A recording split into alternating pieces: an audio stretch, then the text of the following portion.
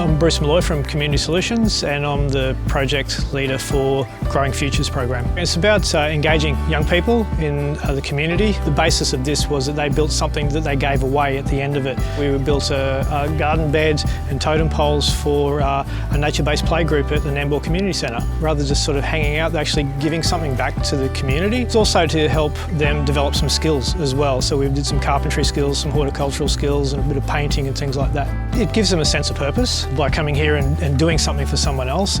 It makes me feel good to know that I'm doing something that's going to help the community, that's going to have an impact on the younger ones that are going to grow up and see what people around them have done for them.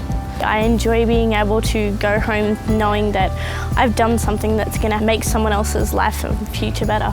I think that there's a bit of a stigma around young people, and so having young people come in here and give their time, give their energy, put their love into this garden and give it away to the younger generation, the kids that are actually going to use this, I think spreads throughout the community. Meeting these young people, getting to know them a little bit, and just seeing them actually really engage in what we were doing here, it's really good.